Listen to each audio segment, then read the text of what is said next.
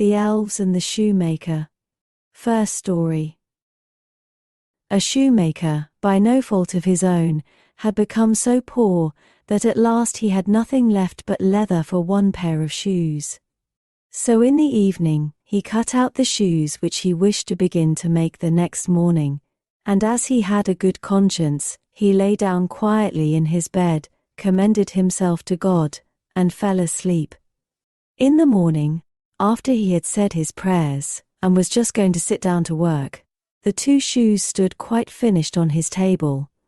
He was astounded, and knew not what to say to it. He took the shoes in his hands to observe them closer, and they were so neatly made that there was not one bad stitch in them, just as if they were intended as a masterpiece. Soon after, a buyer came in, and as the shoes pleased him so well, he paid more for them than was customary, and, with the money, the shoemaker was able to purchase leather for 2 pairs of shoes.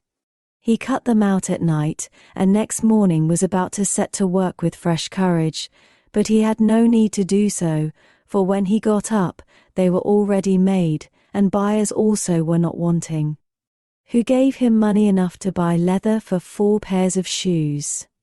The following morning too, he found the 4 pairs made, and so it went on constantly.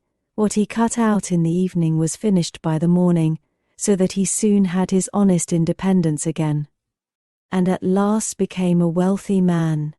Now it befell that one evening not long before Christmas, when the man had been cutting out, he said to his wife, before going to bed, "What think you if we were to stay up tonight to see who it is that lends us this helping hand?"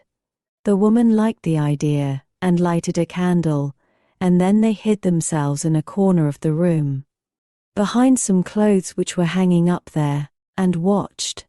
When it was midnight, 2 pretty little naked men came, sat down by the shoemaker's table, took all the work which was cut out before them, and began to stitch, and sew, and hammer so skillfully and so quickly with their little fingers, that the shoemaker could not turn away his eyes for astonishment. They did not stop until all was done, and stood finished on the table, and they ran quickly away.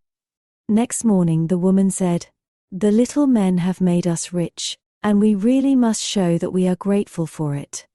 They run about so, and have nothing on, and must be cold. I'll tell thee what I'll do. I will make them little shirts, and coats, and vests, and trousers, and knit both of them a pair of stockings. And do thou, too, make them 2 little pairs of shoes." The man said, "I shall be very glad to do it." And one night when everything was ready, they laid their presents all together on the table, instead of the cut-out work, and then concealed themselves to see how the little men would behave. At midnight they came bounding in, and wanted to get to work at once, but as they did not find any leather cut out, but only the pretty little articles of clothing, they were at first astonished, and then they showed intense delight. They dressed themselves with the greatest rapidity, putting the pretty clothes on and singing, "Now we are boys so fine to see. Why should we longer cobblers be?" Then they danced and skipped and leapt over chairs and benches. At last they danced out of doors.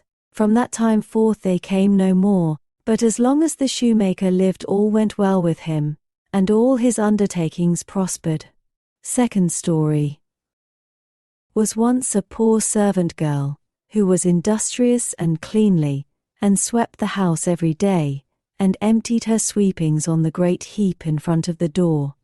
One morning when she was just going back to her work, she found a letter on this heap, and as she could not read, she put her broom in the corner, and took the letter to her master and mistress. And behold, it was an invitation from the Elves, who asked the girl to hold a child for them at its christening.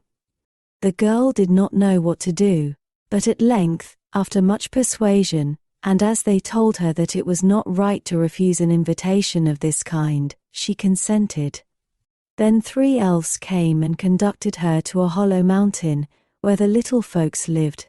Everything there was small, but more elegant and beautiful than can be described. The baby's mother lay in a bed of black ebony ornamented with pearls. The coverlids were embroidered with gold. The cradle was of ivory, the bath of gold.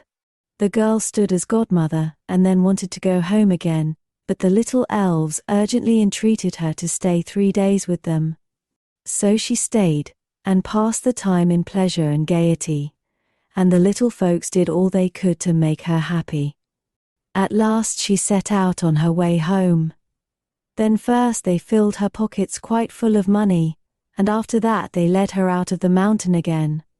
When she got home she wanted to begin her work, and took the broom, which was still standing in the corner, in her hand and began to sweep. Then some strangers came out of the house, who asked her who she was, and what business she had there. And she had not, as she thought, been 3 days with the little men in the mountains, but 7 years, and in the meantime her former masters had died. Third story. A certain mother's child had been taken away out of its cradle by the elves, and a changeling with a large head and staring eyes, which would do nothing but eat and drink, laid in its place. In her trouble she went to her neighbor and asked her advice. The neighbor said that she was to carry the changeling into the kitchen, set it down on the hearth, light a fire, and boil some water in 2 eggshells, which would make the changeling laugh, and if he laughed, all would be over with him. The woman did everything that her neighbor bade her. When she put the eggshells with water on the fire, the imp said, "I am as old now as the Wester forest, but never yet have I seen anyone boil anything in an eggshell," and he began to laugh at it. Whilst he was laughing, suddenly came a host of little elves, who brought the right child, set it down on the hearth, and took the changeling away with them. Please like and subscribe for more bedtime tales.